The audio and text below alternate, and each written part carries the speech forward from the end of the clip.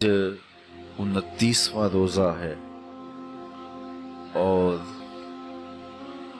अल्लाह ने चाहा तो आज नहीं तो कल चांद के नजर आने पर ईद का ऐलान होगा। मेरे और आपके लिए फरहत और उदासी की मिली जुली कैफियत होंगी। ईद की खुशी, मुसर्रत और रोज़ों के जाने पर तबीयत में एक उदासी की सी कैफियत। एक तरफ ये मुसर्रत के शुक्र है अल्लाह ने रोज़े रखने की तौफीक नसीब की, दूसरी तरफ ये खदशा कि जिस तरह के हमारे रोज़े हैं पता न कबूल भी हुए या कि नहीं। माह सियाम के लम्हे जब अपने इख्तिताम को छू रहे हों तो हमारी ये दुआ, हमारी तमन्ना हमारे लबों पे मचलनी चाहिए कि मालिक तूने पूरा एक महीना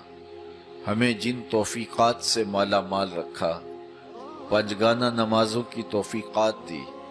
तिलावत कलाम मजीद दिन के उजालों में और रात की तन्हाइयों में मुयस्सर रही, और उबूए खैर जो हम बजा लाते रहे, तूने हमें तौफीक दी। तो कहीं ऐसा ना हो कि माह सियाम के गुजरने के बाद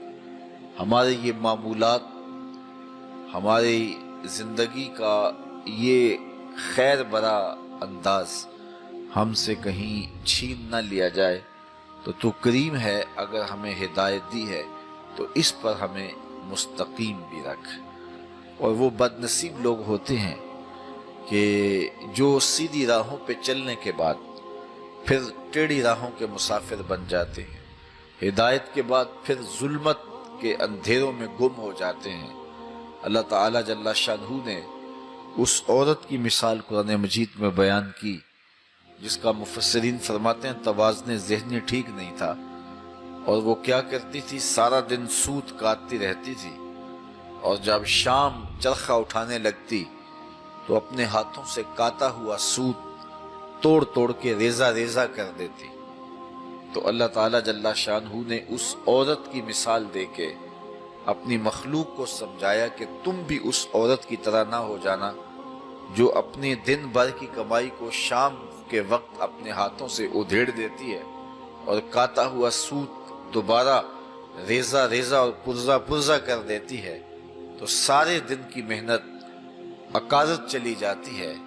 तो कहीं ए ईमान वालों, मेरे रसूल के दामन से वाबस्तगी इख्तियार करने वालों, कहीं तुम भी अपना तर्ज जिंदगी यूं ना बना लेना कि सारा दिन सूत काटो और शाम को अपने हाथों से रेजा रेजा कर दो। हमें माह सियाम में अल्लाह ताला ने एक मौका दिया बातन के तज़किये का, और बहरहाल बहुत सारी कोताहियों के बावजूद हमें बहुत कुछ माह सियाम में नसीब होता है। तो अगर हम उसको बाद में भी बरकरार रख सकें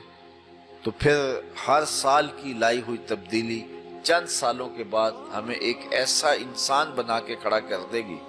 जो रब का मतलूब है और जो दीन का तकाजा है। जो ही माह सियाम अपने इख्तिताम की मंजिल को पहुंचता है तो एकदम जो है वो बदी का माहौल फिर फैलने लग जाता है। इसलिए जो है हमें अपनी की हुई कमाई को बर्बाद नहीं कर देना चाहिए, बल्कि उस मेहनत की हिफाजत करनी चाहिए। हजरत उमर रदी अल्लाह ताला अन्हो ईद के दिन रो रहे थे, तो किसी ने कहा कि आज तो मुसर्रतों बड़ा दिन है तो तुम रो रहे हो। तो फरमाने लगे कि मुझे नहीं पता कि ये यौम ईद है या यौम वईद है। तो कहा ये क्या बात आपने कर दी। तो फरमाने लगे कि अगर तो मेरे रोज़े कबूल हो गए हैं तो फिर तो यौम ईद है, और अगर नहीं है तो फिर ईद के दिन मुंह पे मार दिए जाते हैं तो फिर यौम वईद होता है। और मैं नहीं जानता कि मैं मकबूलीन में से हूँ या मतरूदीन में से हूँ, मैं कबूल कर दिया गया हूँ या रद्द कर दिया गया हूँ। तो इसलिए ये खदशा भी अपनी जगह पे और ये तौफीक नसीब हुई उसकी कबूलियत की उम्मीद भी अपनी जगह पे, लेकिन जो तीसरी चीज़ है وہ بھی یہاں بیان فرمائی کہ بس جو توفیق تمہیں نصیب کر دی گئی، خیر کے امور کی توفیقات سے تمہیں نواز دیا گیا، اب اس کے چھن جانے کا خوف بھی تمہارے ساتھ لگا رہنا چاہیے، اور تم اللہ سے دعا مانگ کر اس خوف کا دفیع کر سکتے ہو، تاکہ وہ ایک حصار بن جائے دعا تمہارے لیے، اور روک بن جائے تمہارے لیے، اور تمہاری کی ہوئی کمائی کہیں لٹنے نہ پائے، برباد نہ ہونے پائے۔